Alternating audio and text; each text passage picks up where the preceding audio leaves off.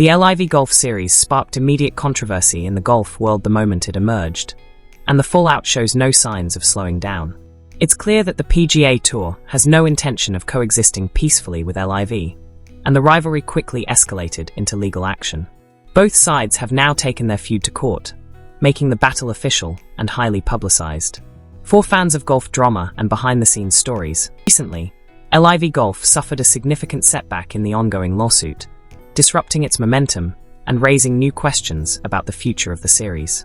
In this video, we break down what happened, why it matters, and how this court development shifts the balance of pressure between the competitors. The showdown between LIV Golf and the PGA Tour has been years in the making, and now it's reaching a critical point where filings and rulings carry major weight.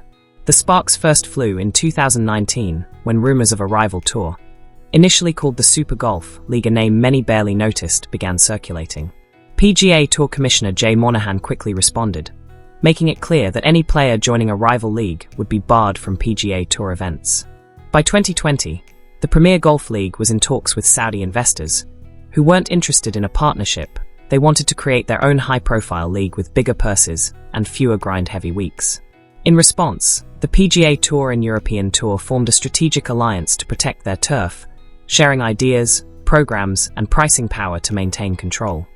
The stakes only grew higher, and by October 2021, the Breakaway League formally launched as LIV Golf Investments, with former pro Greg Norman as CEO, signaling the league's serious ambitions. By 2023, LIV Golf had held multiple events, and players were cashing in on the promised large payouts. But the journey hasn't been smooth. The Saudi-backed league has faced intense media scrutiny, criticism, and a major legal setback. This legal battle centers on two related cases in which LIV Golf filed antitrust claims against the PGA Tour, alleging attempts to completely shut them down. The PGA Tour responded with its own counterclaims, accusing LIV of crossing lines behind the scenes and failing to operate as transparently as advertised. The ongoing litigation underscores that this rivalry is far from over, with each side using courts, media, and strategy to try to assert dominance in professional golf. LIV Golf had initially presented Saudi Arabia's Public Investment Fund and its governor, Yasser Al Rumayyan, as the league's sole financial backers. However, PGA Tour lawyers argued in court that the story went much further. According to their findings, both the PIF and Al Rumayyan were actively involved in recruiting PGA Tour players to jump to LIV Golf. While player recruitment might seem normal in other contexts, in legal terms it represented a potential breach of contract, exactly the point PGA attorneys seized on. The litigation began in 2022, and for a time LIV Golf likely felt confident in its position.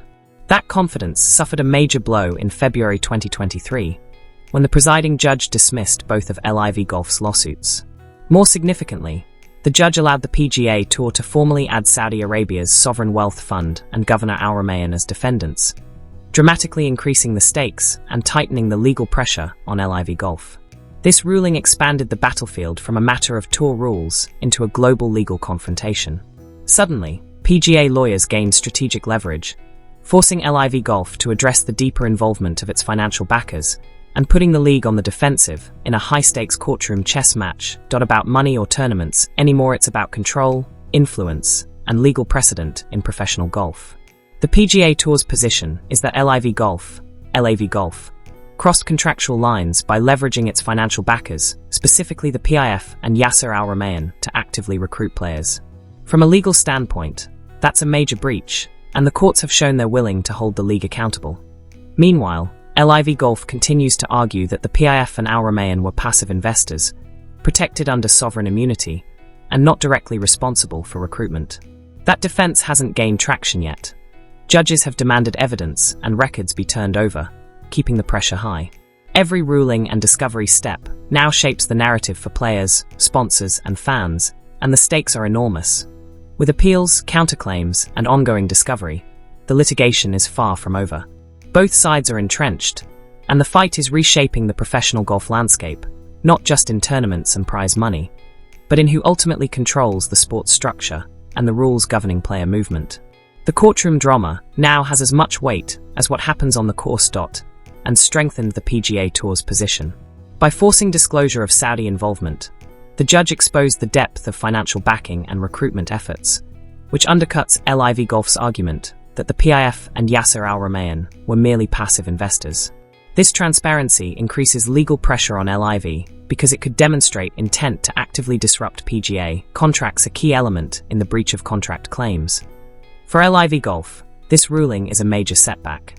Their narrative of independence and player freedom now faces scrutiny under court examination, making it harder to maintain credibility with players, sponsors, and the public. Every discovery document, deposition, and motion now carries strategic weight. Meanwhile, the PGA Tour gains leverage, reinforcing its position as the established authority in professional golf. This isn't just about the present lawsuits. It's about setting precedent for how far rival leagues backed by massive investors can go without violating existing contracts.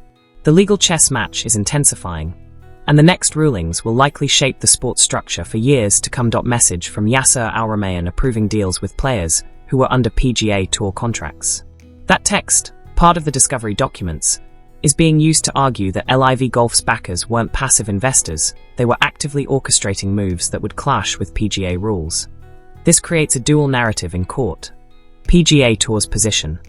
LIV Golf and its financial backers knowingly violated contracts, interfering with the tour's operations and player agreements. The active involvement of Saudi figures strengthens the breach of contract and inducement claims. LIV Golf's defense. The tour allegedly wielded monopoly power, punishing players for exploring alternative opportunities. They argue that the tour's restrictions unfairly blocked competitors and suppressed player freedom. The discovery of messages, approvals, and evidence of decision-making behind the scenes adds gravity to the case. It not only affects current lawsuits, but could shape how investor involvement in rival leagues is legally treated in sports moving forward. The tension now isn't just about money, it's about proving intent, control, and influence. From here on could be interpreted as the result of decisions made at the very top, rather than passive investment. That distinction matters legally, because if the court determines Yasser Al-Rumayyan or the Public Investment Fund was actively directing operations, it strengthens the PGA Tour's case that LIV Golf violated contracts and induced players to breach their obligations. From a broader perspective, it also raises questions about sovereign immunity. Typically, a sovereign wealth fund might claim protection from US court jurisdiction, but active operational involvement can undermine that defense, making the fund liable like any corporate owner. For players and fans, this is critical. It shows that LIV Golf isn't just a competing tour, it's potentially an entity being run like a fully controlled league with strategic moves that directly challenge PGA Tour authority. Every ruling on this point could shape how leagues, investors, and players interact in professional golf for years to come. Active control allegations. LIV Golf is being accused of being more than a passive investment. The PGA Tour's filings suggest Yasser Al-Rumayyan and the PIF directly influenced operations, approving contracts, guiding payments, and recruiting PGA Tour players. This blurs the line between investor and operator, which is crucial legally. Sovereign immunity questioned. Typically, the PIF could claim sovereign immunity as a state-backed fund. But if they're shown to actively run league operations, US courts may treat them like a corporate entity, making them liable in the dispute. Contract breach claims. PGA Tour argues that by recruiting contracted players, LIV Golf caused intentional breaches of PGA agreements. This is the core of the antitrust and contractual clash. Global controversy / sports washing beyond the contracts. The involvement of Saudi Arabia and alleged human rights concerns adds another layer. Critics view the league as a vehicle for sports washing, which amplifies public and political scrutiny. Legal momentum. LIV Golf has suffered setbacks.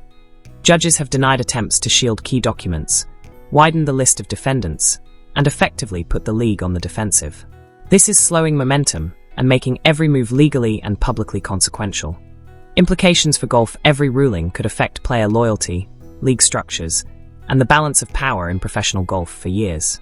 The outcome could redefine how rival tours, investors, and governing bodies interact.